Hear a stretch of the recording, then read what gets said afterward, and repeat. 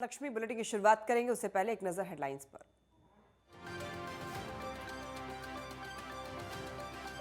छत्रपति शिवाजी महाराज की जयंती आज, पीएम मोदी ने ट्वीट कर नमन किया। पीएम मोदी ने लिखा कि उनका साहस सुशासन प्रेरित करता है। छत्रपति शिवाजी महाराज को शत शत नमन।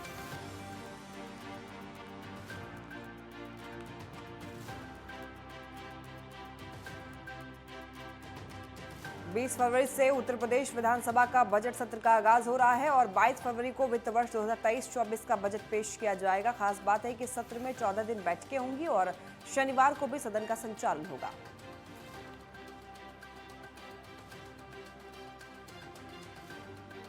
उत्तर प्रदेश विधानसभा सत्र का होली के बाद 10 मार्च तक चलेगा। सत्र के दौरान यूपी शीरा नियंत्रण संशोधन अध्यादेश भी पारित कराने की योजना है। इसे कार्यक्रम में शामिल कर लिया गया है। विशेष सचिव विधानसभा बृजभूषण दुबे ने सत्र का प्रस्तावित कार्यक्रम जारी कर दिया है। सत्र के पहले दिन राज्यपाल आनंदीबेन पटेल विधानमंडल के दोनों सदनों को एक साथ संबोधित करेंगी। 21 फरवरी को विधानसभा में अपना दल के सदस्य राहुल कोल को दी जाएगी श्रद्धांजलि।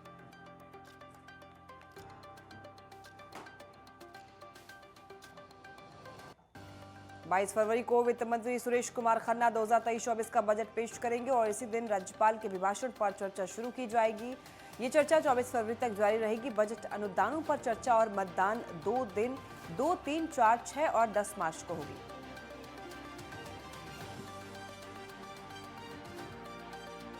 इस बार विधानसभा अध्यक्ष सतीश महाना की ओर से एक नई पहल की जा रही है। विधानसभा अध्यक्ष के निर्देश पर विधानसभा परिसर में डिजिटल गैलरी खोली जा रही है। इसका मकसद विधानसभा की दोनों सदनों के इतिहास को जानना। विधानसभा अध्यक्ष सतीश महाना का कहना है कि विधानसभा के दोनों सदनों का इतिहास गौरवशाली है। ऐसे में इसके इतिहास को सबको जानना चाहिए। यही वजह है कि विधानसभा परिसर में डिजिटल गैलरी की शुरुआत की जा रही है और ये दोनों सदनों के इतिहास को दर्शाने का काम करेगी। आगरा किला के दीवाने आम में छत्रपति शिवाजी महाराज की जयंती की शौर्य गाथा गूंजेगी, जहां पर महाराष्ट्र का गीत गायन कर 70 कलाकारों द्वारा नाट्य प्रस्तुति के साथ राष्ट्रगीत की प्रस्तुति की जाएगी। जयंती समारोह में यूपी के सीएम योगी आदित्यनाथ और महाराष्ट्र के सीएम एकनाथ शिंदे समेत तमाम मंत्री मौजूद रहेंगे, जिसे लेकर जिला प्रशासन ने आयोजन स्थल का निरीक्षण किया।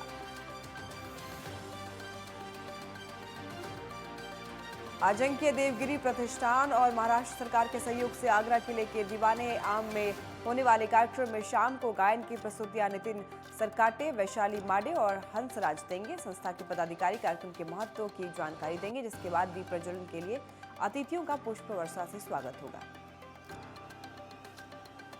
अजिंक्य देवगिरी प्रतिष्ठान अध्यक्ष विनीत पाटिल ने कहा है कि छत्रपति शिवाजी महाराज की 393वीं जयंती देश भर के युवाओं को महाराज के शौर्य, साहस और नेतृत्व की जानकारी देने के लिए मनाई जाएगी। कार्यक्रम में सीएम योगी और एकनाथ शिंदे मौजूद रहेंगे। विनीत पाटिल ने कहा कि एएसआई दिल्ली मुख्यालय से किराए दीवाने आम में शिवाजी जयंती समारोह की अनुमति मिली है। आगरा किला सालों तक ऐसे ही तामीर रहे, इसलिए हम लोगों ने अपने जयंती समारोह के दीवाने आम के सामने की जगह चिन्हित की है। प्रशासन ने आयोजन स्थल का निरीक्षण किया।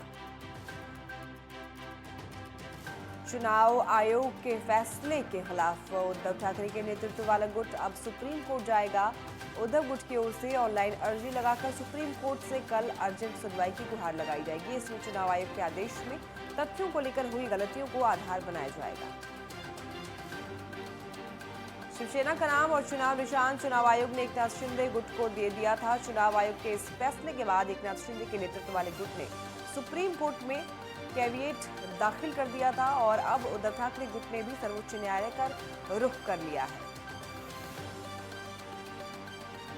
ठाकरे गुट की ओर से सुप्रीम कोर्ट में दलीलें देने वाले सीनियर एडवोकेट कपिल सिब्बल के मुताबिक याचिका में इलेक्शन कमीशन के आदेश में कानूनी खामियों के आधार पर फैसले को चुनौती दी जाएगी। चुनौती याचिका के मुख्य आधार में आदेश का वो हिस्सा है जिसमें कहा गया है कि शिवसेना के संविधान में बदलाव एक तरफा था। शिवसेना उद्धव गुट से पार्टी का नाम और सिंबल छीन चुका है और ऐसे में एक के बाद एक उद्धव गुट के नेता बीजेपी और शिंदे गुट पर हमला कर रहे हैं। संजय राउत ने चुनाव आयोग के इस फैसले पर बड़ा निशाना साधा है। उन्होंने कहा है कि इस फैसले के लिए 2000 करोड़ की डील हुई है।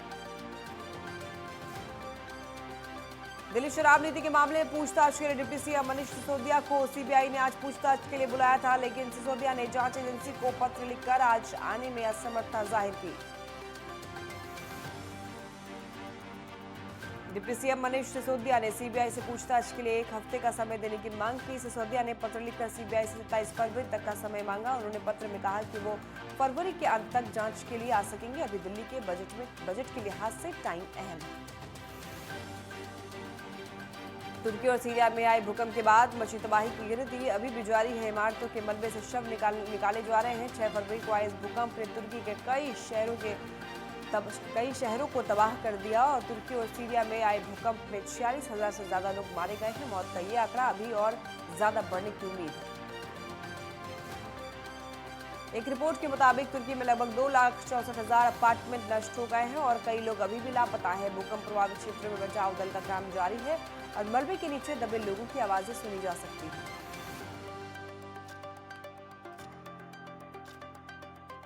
तुर्की और सीरिया में राहत और बचाव कार्य के लिए भारत की ओर से भी मदद की जा रही है। प्रभावित क्षेत्रों में एनडीआरएफ की टीमें तैनात हैं, जो रेस्क्यू ऑपरेशन से लेकर इलाज तक कर रही हैं। सेना के C-17 ग्लोबमास्टर विमान के जरिए कई राहत सामग्रियों से भरी 5 फ्लाइट भेजी जा चुकी है।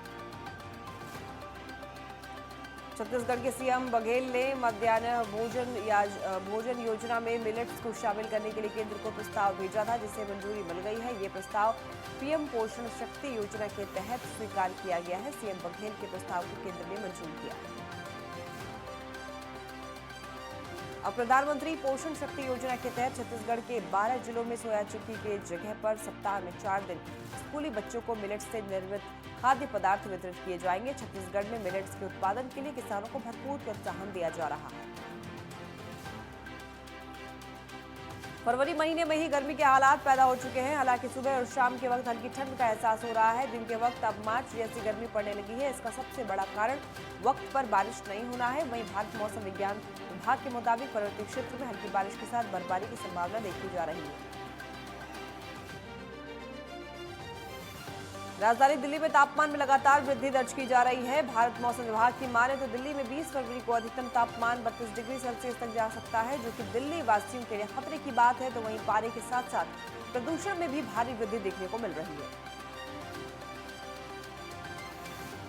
अगले 4-5 दिनों के दौरान उत्तर पश्चिम मध्य भारत और महाराष्ट्र के अधिकांश हिस्सों में न्यूनतम तापमान में धीरे धीरे 2 से 3 डिग्री सेल्सियस की वृद्धि होने की संभावना है। अगले 2 दिनों के दौरान गुजरात में न्यूनतम तापमान में कोई महत्वपूर्ण बदलाव नहीं होने की संभावना है और इसके बाद 2 से 3 डिग्री सेल्सियस की गिरावट होगी।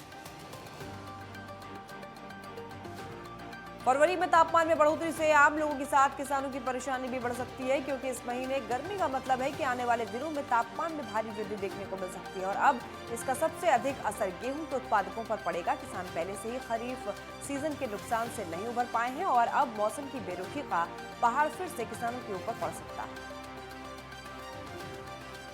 आगामी चारधाम यात्रा के लिए 21 फरवरी से ऑनलाइन पंजीकरण शुरू किया जाएगा और इसके लिए पर्यटन विभाग ने तैयारियां पूरी कर ली है। पहली बार यात्रा शुरू होने से 2 महीने पहले तीर्थयात्रियों की सुविधा के लिए एडवांस बुकिंग शुरू की जा रही है और इससे बाहरी राज्यों से आने वाले श्रद्धालु यात्रा का प्लान बनाकर पंजीकरण कर सकते हैं। बद्रीनाथ और केदारनाथ धाम के कपाट खुलने की तिथि तय होने से यहां यात्रा पंजीकरण के लिए 21 फरवरी से पर्यटन विभाग की वेबसाइट खुल जाएगी। जब तक गंगोत्री और यमुनोत्री धाम के कपाट खुलने की मंदिर समितियों की ओर से औपचारिक घोषणा नहीं की जाती है, तब तक बद्रीनाथ और केदारनाथ धाम की यात्रा के लिए पंजीकरण किया जाएगा। चारधाम यात्रा के लिए प्रदेश और बाहरी राज्यों से आने वाले श्रद्धालुओं के लिए पंजीकरण करना अनिवार्य है। बिना पंजीकरण के दर्शन की अनुमति नहीं होगी और इस बार ऑफलाइन पंजीकरण के लिए चारधाम यात्रा मार्गों पर काउंटर नहीं खोले जाएंगे। ऋषिकेश स्थित यात्रा कार्यालय में ही एक काउंटर खुलेगा। बिना पंजीकरण के अब दर्शन की अनुमति नहीं होगी। भगवान केदारनाथ के कपाट खुलने की तिथि घोषित हो गई है। ओमकारेश्वर मंदिर में पंचांग गणना के बाद विधि विधान से तिथि घोषित की गई है और जिसके तहत 25 अप्रैल को सुबह 6:20 पर बाबा केदार के कपाट खुलेंगे। इससे पहले 20 अप्रैल को शीतकालीन गद्दी स्थल ओमकारेश्वर मंदिर में भैरवनाथ की पूजा अर्चना होगी। 21 अप्रैल को भगवान केदारनाथ की चल विग्रह डोली केदारनाथ के लिए रवाना होगी। 24 अप्रैल को केदारनाथ पहुंचेगी। 25 अप्रैल को मेष लगन पर बाबा केदार के कपाट खुलेंगे। गुरुग्राम में जिला लोक संपर्क एवं कष्ट निवारण समिति की बैठक हुई, जिसकी अध्यक्षता हरियाणा के कृषि मंत्री जयप्रकाश ने की और इस बैठक में 25 परिवादों पर सुनवाई हुई, जिसमें 19 मामलों का निस्तारण किया गया, जबकि 6 मामलों में अधिकारियों को कार्रवाई करने के निर्देश दिए गए। वहीं नगर निगम की तरफ से बनाए जा रहे बैडमिंटन कोर्ट के मामले में उचित कार्रवाई के निर्देश दिए, साथ ही हरे पेड़ों के कटान को लेकर के भी उन्होंने जांच के निर्देश दिए। इस दौरान उन्होंने शहर में अवैध रूप से संचालित पीजी की जांच की समीक्षा की। मंत्री ने शहर में ट्रैफिक व्यवस्था को दुरुस्त करने के निर्देश दिए। सूबे में उद्योग को बढ़ावा देने के लिए उत्तराखंड सरकार प्रयासरत है और इसी कड़ी में उद्यमियों को लुभाने के लिए सरकार ने 5 अलग अलग पॉलिसी को मंजूरी दी है और इसमें स्टार्टअप पॉलिसी 2023 और कस्टमाइज पैकेज जैसी पॉलिसी अहम है। उद्योग सचिव पंकज कुमार पांडे ने इन प्रयासों की जानकारी दी।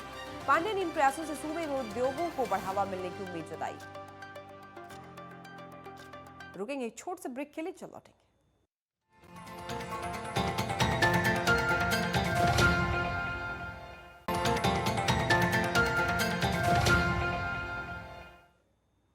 ब्रेक के बाद आपका स्वागत है। रुक करेंगे संगम एक्सप्रेस में बाकी खबरों की ओर। बदायूं में महाशिवरात्रि पर गंगा स्नान करने गए एमबीबीएस के 5 छात्र डूबे, जिसमें 2 छात्रों को कल गोताखोरों की टीम ने निकाला और 3 छात्र गंगा में लापता हो गए।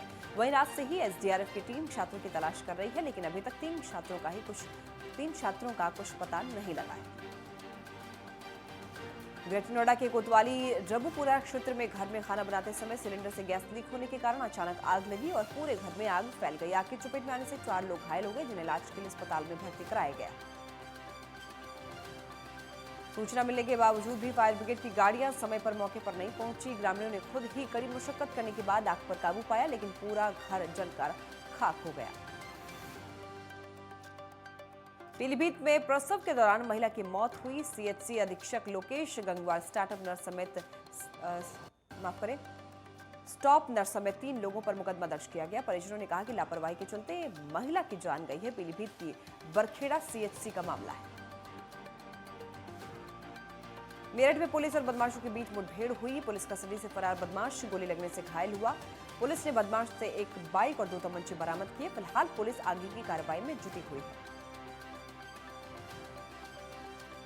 गाजियाबाद में दिल्ली मेरठ एक्सप्रेसवे पर सड़क हादसा। कोहरे की वजह से ये सड़क हादसा हुआ। एक के बाद एक दर्जनों गाड़ियां आपस में टकराईं। सड़क हादसे में कई लोग घायल हो गए। घटना की सूचना मिलते ही पुलिस मौके पर पहुंची और घायलों को इलाज के लिए अस्पताल में भर्ती कराया। गाजियाबाद के घंटाघर कोतवाली इलाके में एक व्यक्ति ने अपनी पत्नी की धारदार हथियार से हत्या कर दी। जानकारी के मुताबिक उसकी पत्नी मायके में रह रही थी। व्यक्ति मिलने गया हुआ था अपनी पत्नी से। सूचना पाकर मौके पर पहुंची पुलिस पूरे मामले की जांच में जुटी हुई है। गाजियाबाद के बेहटा हाजीपुर इलाके में एक अस्पताल के बाहर एक व्यक्ति का शव बरामद हुआ। जानकारी के मुताबिक करंट लगने से व्यक्ति की मौत हो गई। सूचना पाकर मौके पर पहुंची पुलिस पूरे मामले की जांच में जुट गई है।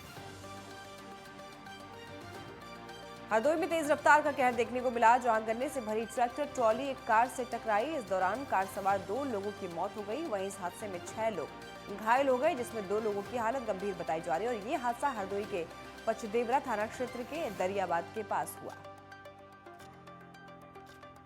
आबकारी राज्य मंत्री नितिन अग्रवाल ने विधायक निधि से हरदोई के 23 स्कूलों को फर्नीचर मुहैया करवाए। नितिन अग्रवाल ने कार्यक्रम में शामिल होकर स्कूलों को फर्नीचर सौंपे और इस दौरान उन्होंने क्षेत्र के सभी स्कूलों में फर्नीचर उपलब्ध करवाने का भरोसा दिया। बगहा में एएसआई मोहम्मद खलील और एएसआई दीनदयाल को निलंबित कर दिया गया है। सस्पेंशन ऑर्डर देखकर एएसआई मोहम्मद खलील को ब्रेन स्ट्रोक हुआ। आनंद फानन में अस्पताल में भर्ती कराया गया है, जहां उनका इलाज चल रहा है। दोनों पुलिसकर्मियों पर अपराधियों को थाने से छोड़ने का आरोप है। यूपी के बेसिक शिक्षा मंत्री संदीप सिंह और जिले के प्रभारी मंत्री मथुरा पहुंचे। इस दौरान उन्होंने कलेक्ट्रेट में अधिकारियों और उद्यमियों के साथ में बैठक की और निवेशकों और उद्यमियों में हर संभव मदद का भरोसा दिया। उन्होंने सरकार की उपलब्धियों को भी गिनवाया। संदीप सिंह का कहना है कि मथुरा में 265 एमओयू साइन हुए हैं। उन्होंने इसे मथुरा के लिए बड़ी उपलब्धि करार दिया। वृंदावन में सरियाम एक दंपति को गोली मारी गई। 2 पति पत्नी बाइक से घर लौट रहे थे। इस बीच एक युवक ने उन्हें सरेआम गोली मारी। घायल दंपति को आनंद फानन अस्पताल में भर्ती कराया गया, जहां दोनों की गंभीर हालत को देखते हुए उन्हें हायर सेंटर रेफर किया गया। वही सूचना पाकर मौके पर पहुंची पुलिस ने मामले की जांच शुरू की। दंपति की बेटी ने पूछताछ में अपने देवर पर हमले के आरोप लगाया है और जिसके मुताबिक उसका देवर उसकी छोटी बहन से शादी करना चाहता था, लेकिन उसके माता पिता ने बहन की शादी दूसरी जगह कर दी और इसी रंजिश के चलते देवर दंपति को गोली मार दी। नोएडा के थाना सेक्टर 39 पुलिस और बदमाशों के बीच मुठभेड़ हुई। मुठभेड़ में बदमाश घायल हुआ। बदमाश पर दिल्ली एनसीआर में 16 मुकदमे दर्ज हुए। आपको बता दें, बदमाश ने बाइक सवार एक महिला का पर्स लूटने की कोशिश की थी। इस दौरान महिला घायल हो गई। बहरहाल पुलिस आगे की कार्रवाई में जुट गई। उद्धव और शिंदे गुट में पार्टी के निशान को लेकर के चल रहे विवाद का अंत हुआ। चुनाव आयोग ने शिंदे गुट को शिवसेना का निशान सौंपा, जिसके बाद शिंदे गुट में खासा उत्साह देखा जा रहा है। अमरावती के अंजुन गांव सुरजी शहर में शिंदे गुट के कार्यकर्ताओं ने आतिशबाजी कर खुशी का इजहार किया और एक दूसरे को मिठाई खिलाकर मुंह मीठा करवाया। कोटा के नए एसपी शरद चौधरी ने पदभार ग्रहण किया। चार्ज लेने के बाद शरद चौधरी मीडिया से मुखातिब हुए और अपनी प्राथमिकताएं गिनवाई हैं और उन्होंने शहर में अपराध पर लगाम लगाने का भरोसा दिया है। साथ ही कोचिंग कर रहे छात्रों की सुरक्षा को प्राथमिकता करार दिया। पूर्वी दिल्ली पुलिस की तरफ से वार्षिक फिटनेस चैलेंज शिखर 2023 का आयोजन किया गया। प्रतियोगिता का आयोजन पुलिसकर्मियों को फिटनेस के लिए जागरूक करने के मकसद से किया गया और इस दौरान पुलिस के आला अफसर मौजूद रहे। प्रतियोगिता के तहत लंबी कूद, दौड़, गोला फेंक, बैडमिंटन, वॉलीबॉल, रस्साकशी तमाम खेल प्रतियोगिताएं हुई। प्रतियोगिता के बाद विजेताओं को पुरस्कार से भी सम्मानित किया गया। इस दौरान स्पेशल सीपी दीपेंद्र पाठक ने अच्छी फिटनेस को बेहतर पुलिसिंग के लिए अहम बताया। हिंगोली में नौकरी के नाम पर धोखाधड़ी का मामला सामने आया है। खुद को डिप्टी कलेक्टर बताकर एक व्यक्ति ने 19 युवकों को नौकरी देने का झांसा दिया है और उनसे कुल 1 करोड़ 24 लाख रुपए का चूना लगाया। पीड़ितों की तहरीर पर पुलिस ने मामले की जांच शुरू की और मुख्य आरोपी के साथ 2 लोगों को गिरफ्तार किया। गिरफ्तारी के बाद पुलिस आरोपियों से पूछताछ में जुट गई है। अमरावती के मेलघाट में सरकारी स्कूलों से शिक्षक अक्सर नादारद रहते हैं, जिससे कि छात्रों के अभिभावकों में रोष देखा जा रहा है। चुरनी के स्कूल में 7 शिक्षकों में से 5 शिक्षक स्कूल से नदारद दिखे और शिक्षकों की गैर हाजिरी पर अभिभावकों में नाराजगी देखी जा रही है। उन्होंने शिक्षा विभाग से मामले में जांच की मांग की है। सपना चौधरी और उनकी मां को दहेज प्रताड़न मामले में पुलिस ने थाने में पूछताछ के लिए बुलाया था। वहीं अब सपना चौधरी के भाई को पुलिस जांच में शामिल करेगी। पुलिस मामले में सुप्रीम कोर्ट में चालान पेश करेगी। गौरतलब है कि सपना चौधरी की भाभी ने अपने पति और उनके परिवार पर दहेज के लिए प्रताड़ित करने का आरोप लगाया है। उन्होंने सपना चौधरी, उनके भाई करण चौधरी और मां नीलम चौधरी के खिलाफ मुकदमा दर्ज कराया है। लखनऊ में आम आदमी पार्टी के सांसद संजय सिंह ने प्रेस वार्ता की। इस दौरान उन्होंने कानपुर देहात में मां बेटी की हुई मौत पर प्रदेश सरकार को घेरा। संजय सिंह ने कहा कि प्रशासन का बुलडोजर हर जिले में चलाने की तैयारी हो रही है और गरीब की दुकान उसका मकान तोड़ रही है। आम आदमी पार्टी बुलडोजर की आहुति देने जा रहे हैं। शिव जन्मोत्सव समिति माजुलगांव की ओर से कार्यक्रम का आयोजन किया जा रहा है और जिले में पहली बार सुंदरराव सोलंकी कॉलेज के कंपाउंड में छत्रपति शिवाजी महाराज का 25,000 स्क्वायर फीट का रंगोली से भव्य चित्र बनाया गया। दिल्ली में महज आधे घंटे के अंदर पतपड़गंज गांव के 2 घरों में चोरी करने वाले 2 शातिर चोरों को पुलिस ने गिरफ्तार किया। पुलिस ने इनके पास से चोरी का लैपटॉप, माइक्रोवेव और 6,000 की नकदी बरामद की। डीसीपी अमृता गुगलोत ने बताया है कि पांडवनगर थाने में सोनिया नाम की महिला ने अपनी शिकायत में कहा कि किसी ने उसके घर का ताला तोड़कर सामान चोरी कर लिया, जिसके बाद पुलिस ने मामला दर्ज कर कार्रवाई करते हुए 2 चोरों को गिरफ्तार किया। धौलपुर में ट्रक और कार में भिड़ंत हुई। हादसे में एक महिला समेत 2 लोगों की मौत हुई, साथ ही 3 महिलाएं भी घायल हो गई। इस दौरान घायलों को उपचार के लिए जिला चिकित्सालय में भर्ती कराया गया है, जिसके बाद पुलिस ने शव को पोस्टमार्टम के लिए भेज दिया है। फिलहाल पुलिस पूरे मामले की जांच में जुट गई। संगम एक्सप्रेस में फिलहाल के लिए इतना ही। रुकेंगे एक छोटे से ब्रेक के लिए, जल्द लौटेंगे।